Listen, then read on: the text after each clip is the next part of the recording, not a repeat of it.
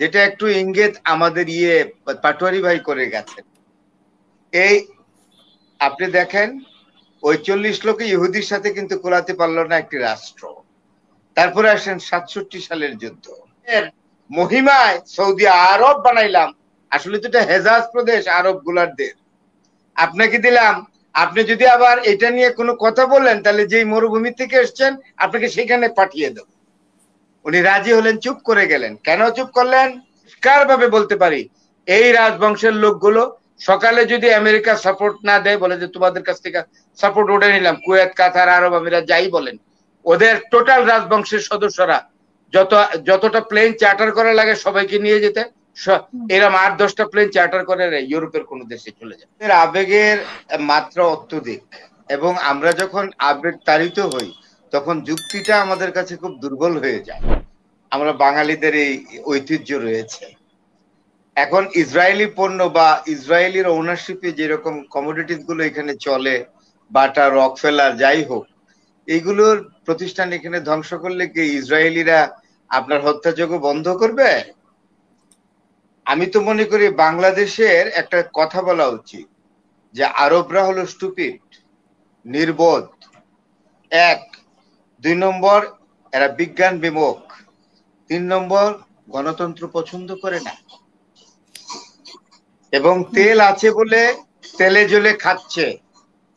আজকে যদি তেল না পেত তাহলে আরবদের দারিদ্র সীমা কোথায় থাকতো হাসিনা আপা, সেটা আপনি বোধহয় খুব ভালো করেই জানেন, যেহেতু আপনি মিডিয়া চালান। আপনার সাথে আপনি তো সব পৃথিবীর সব দেশ সম্পর্কেই আপনার মোটামুটি অভিজ্ঞতা আছে, অর্থনীতি সম্পর্কে, তাদের সমাজ ব্যবস্থা সম্পর্কে। রাসূল সাল্লাল্লাহু আলাইহি ওয়াসাল্লাম, হজ তো প্রি ইসলামিক যুগে আমাদের রাসূল সাল্লাল্লাহু আলাইহি ওয়াসাল্লাম, নবী করিম সাল্লাল্লাহু আলাইহি ওয়াসাল্লাম হজ রেখে দিয়েছিলেন। হজ একটি স্পিরিচুয়াল ব্যাপার, তার সাথে একটা অর্থনৈতিক ব্যাপারও জড়িত ছিল। মক্কার মানুষ, সাধারণ মানুষ এত ধনী ছিলেন না।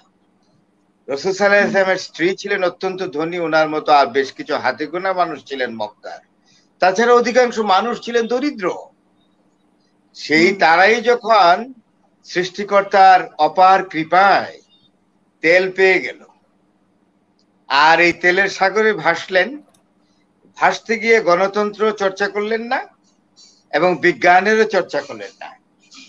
তাই 1948 সালে যখন জর্ডানের সঙ্গে ইসরায়েলের যুদ্ধ হয়, তখন ইহুদির সংখ্যা ছিল 40 থেকে 42 লক্ষ, যেটা একটু ইঙ্গিত আমাদের পাটোয়ারি ভাই করে গেছেন। এই আপনি দেখেন ওই 40 লোকে ইহুদির সাথে কিন্তু কোলাতে পারলো না একটি রাষ্ট্র। তারপরে আসেন 67 সালের যুদ্ধ, সেখানে মিশরের বিমান বাহিনী 2 ঘন্টার মধ্যে ধ্বংসপ্রাপ্ত হলো ইসরায়েলের এয়ার স্ট্রাইকিং এ, এবং মিশরের জাদ্রেল প্রেসিডেন্ট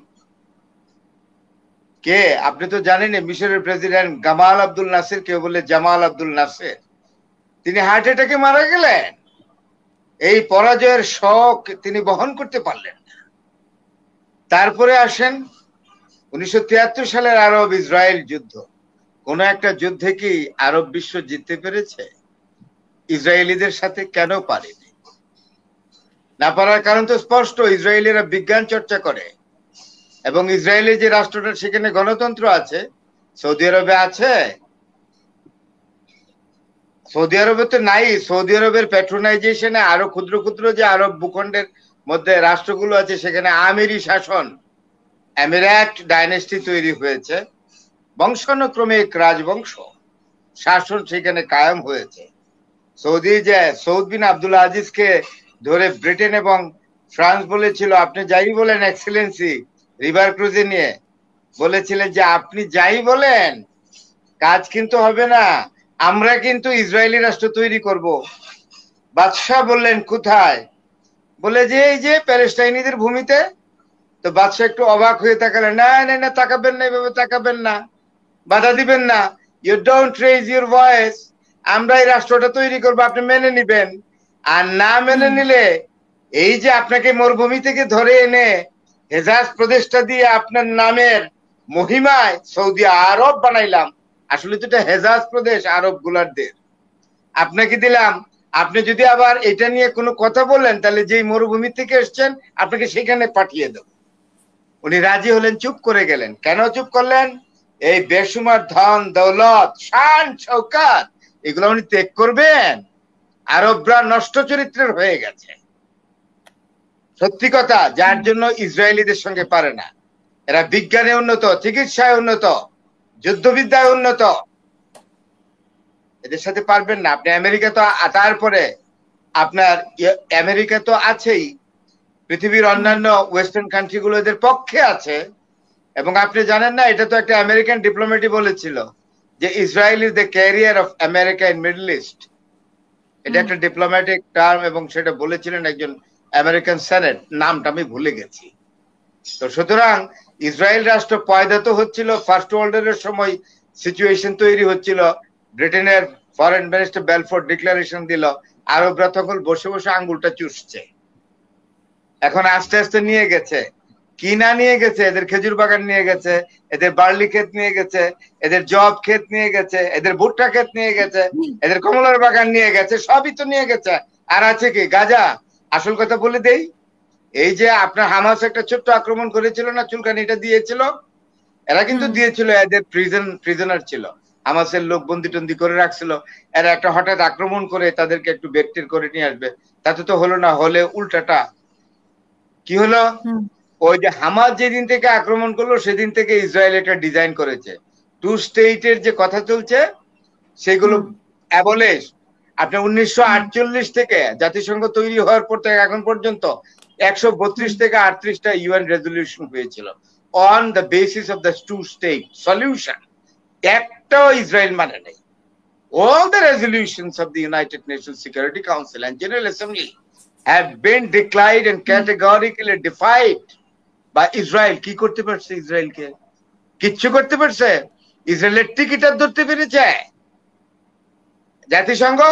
জাতিসংঘ কি আমার না দেখলে হাসি পায়। জাতিসংঘের সেক্রেটারি জেনারেল মহোদয় এসে আমাদের এখানে 4 দিন কাটিয়েছেন, পাঞ্জাবি পরেছেন, তিনি ইফতারও নাকি করেছেন, তিনি নাকি একদিন রোজাও রেখেছেন। উনি আমার কচুটা করে গেছেন, তাই তো? এখন বললে তো খারাপ লাগবে অনেকে।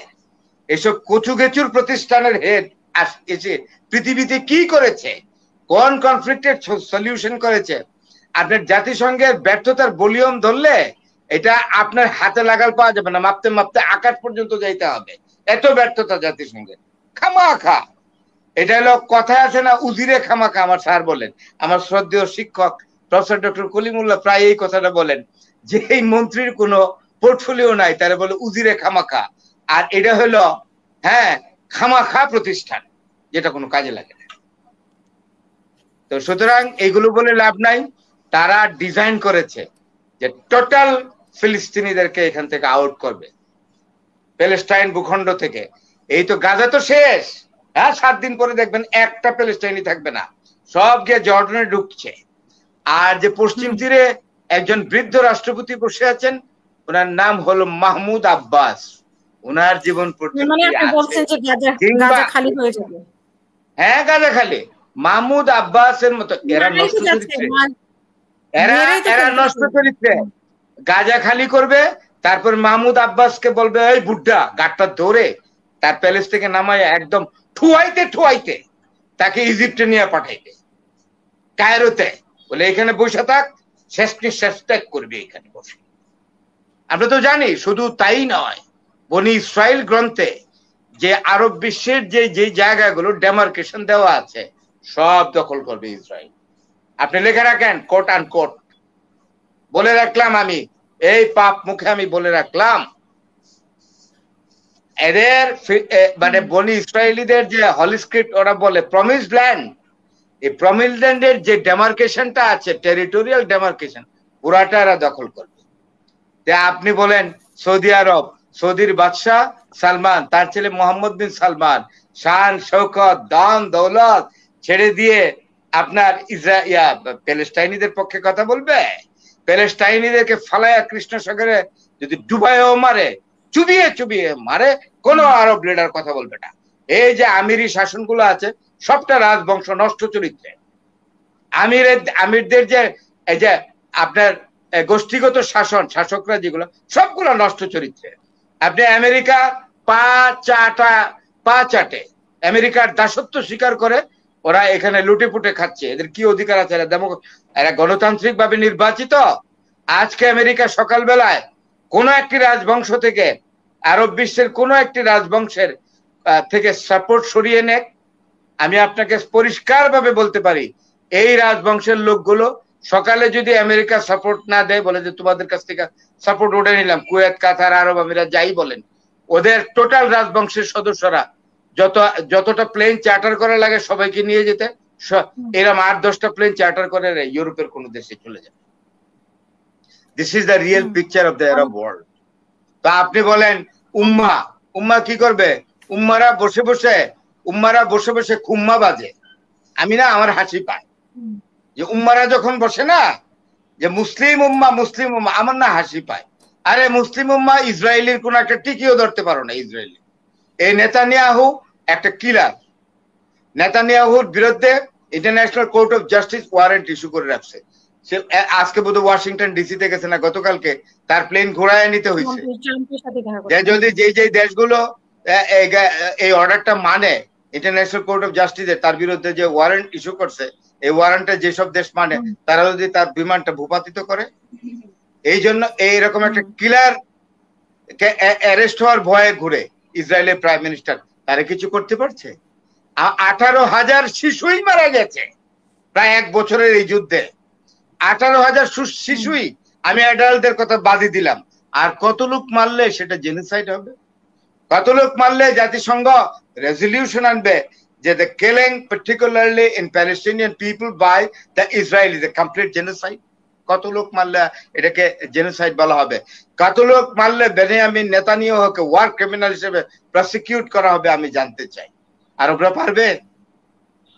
সৌদি আরব পারবে, কুয়েত পারবে, কাতার পারবে, সিরিয়া পারবে, মিশর? কেউ পারবে না। অল আর স্টুপিড। আপনি বলেন কি 74 সালে, আরে 73 সালের যুদ্ধে আনোয়ার সাদাত লিড দিচ্ছিলেন যুদ্ধটা টোটাল। যদি ইরাক যদি পরে সৈন্য না পাঠাইতো তাইলে তো বিরাট অসুবিধায় পড়তো। যেই সৈন্য ঢুকছিল ইসরায়েল একটু আসতে পারতো না। তো সুতরাং এইগুলো বললেন না।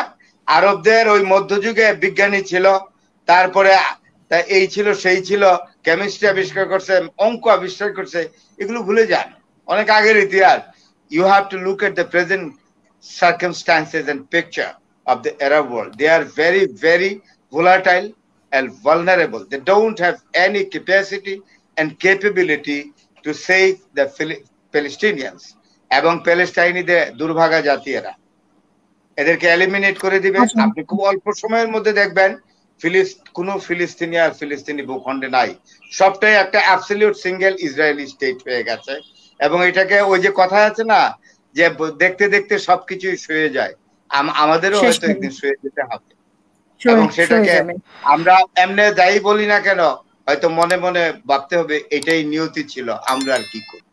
আমি তো মনে করি, আমি আর এই তো 10 সেকেন্ডে বলি, এডওয়ার্ড সাইদ মৃতলোক থেকে চিৎকার করে, ইব্রাহিম আবুল আগদ মৃতলোক থেকে প্যালেস্টাইনিদের জন্য চিৎকার করে, ইয়াসির আরাফাত চিৎকার করে, গাসান কানাফানি চিৎকার করে। আমি কি করি? বাংলাদেশের একজন সাধারণ নাগরিক হিসেবে আমিও চিৎকার করি। ধন্যবাদ।